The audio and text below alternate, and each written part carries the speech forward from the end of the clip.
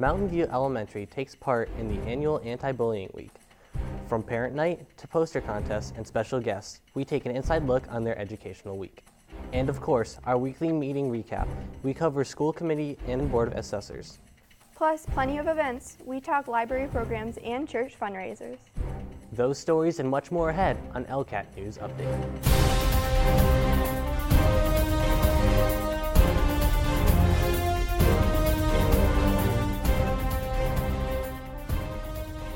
Thanks for tuning in to ELCAT News Update. I'm Anthony Federici. And I'm Ellie Carrington.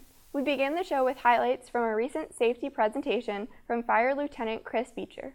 Those who attended learned how to identify potential fire hazards in their home and, most importantly, how to prevent them. If you can prevent hazards in your home, then obviously there's just a safer living environment for yourself and for people that live with you as well.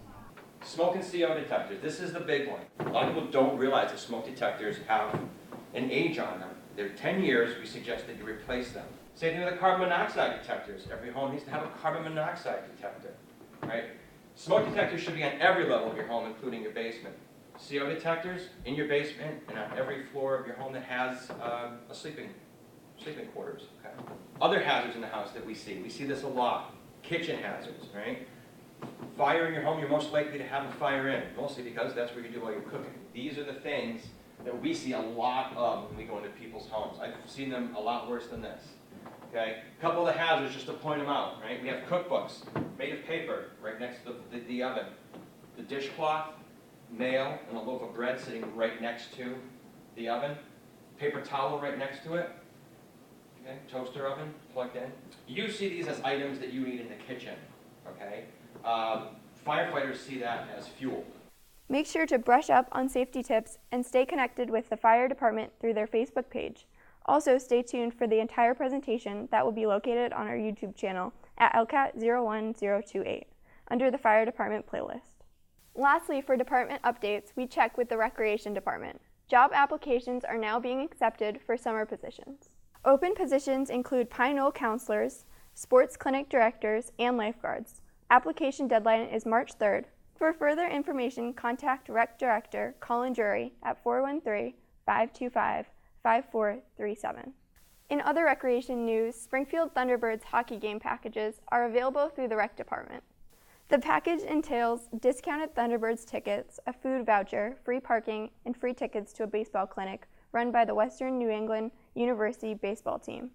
All of this for just $17. For more information, check out the Rec Department's Facebook page.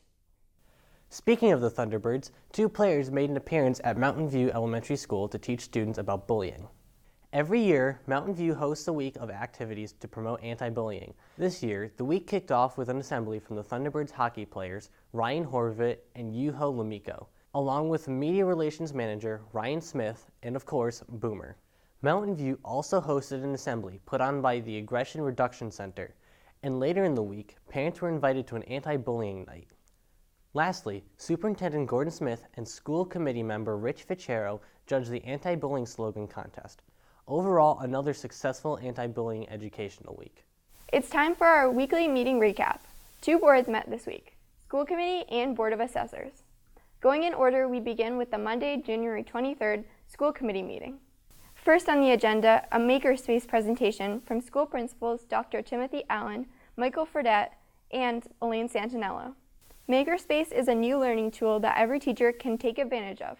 Makerspace is a space set up in the library where students are able to solve any problem with technology, crafts, collaboration, and more.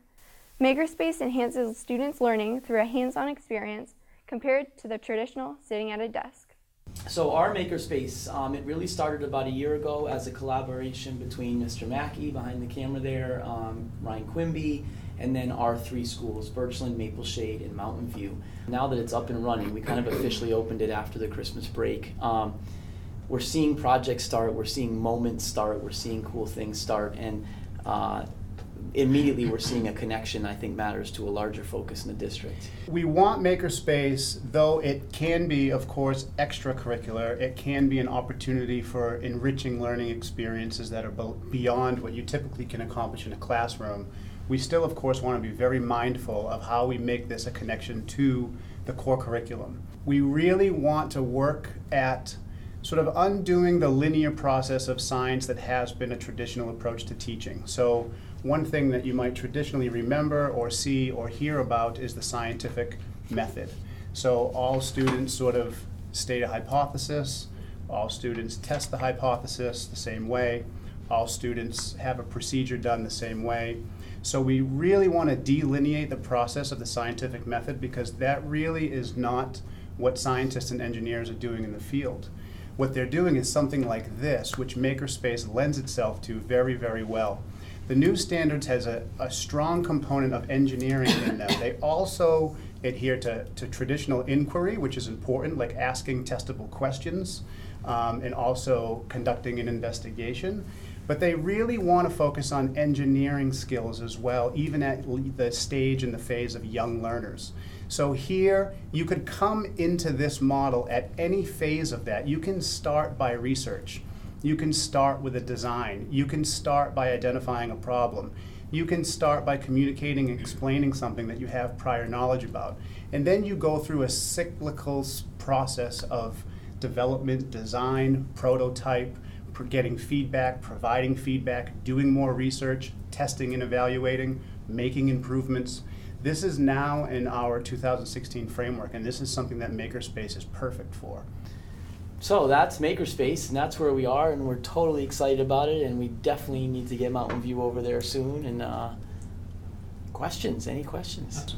Why exactly do they have to go to Birchland to do? Well, I was going to say that. Just I mean, because of the experience. I think the experience. I think getting there and doing some things in the space.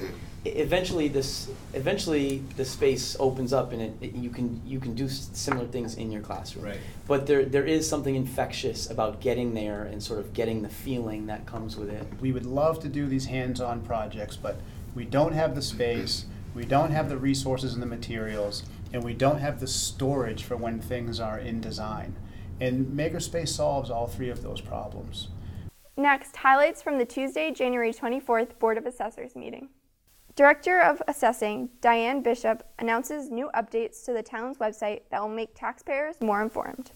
The town website is going to have a total new overhaul, and it's going live this Friday. I did get an opportunity to see it, and I made a recommendation, and I believe that they agreed with me to make sure that when they have 6 tabs going across the center, one of them is property record card and mapping, because I feel a lot of people do utilize that. Yeah, we want to be right up front on the new website. I was just touting our great website, I so. know, I mentioned that, and I think they're going to be keeping the same type of interface and connecting our property record cards. We're just getting a new look to our website. Yeah, you just referenced that the tabs will be at the bottom rather than on the left-hand side. Okay. I noticed you mentioned here that taxpayers can sign up for assessor's notification or notification from all the town departments. They have that option. Yes. So, for instance, when you put out a press release and you include it on the website, they would get that automatically. That is correct. So what they would have to do is sign up to get a press release from the assessing department. So they have the option of picking which department. So when I put something on the main page of our website, I do not do submit and send, and the send pushes it out, but I do that on the assessor's webpage, because if somebody is signing up looking for information specifically from the assessor's office, as opposed to every single department that puts something out. So I do encourage people. I know I've had a lot of conversations recently with people, and they have mentioned, well, why don't you send out notices to certain parties or properties that values may have changed? And I have stated that we do have this ability.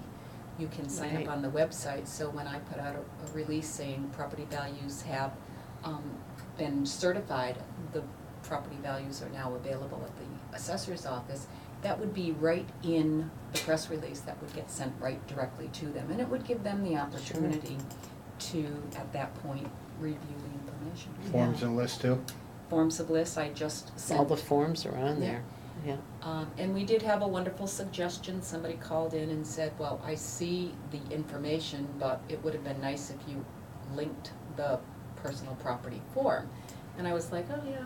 Went right in and I was able to link it, so when they read the article, they can click the link I and see. the form of list comes right up.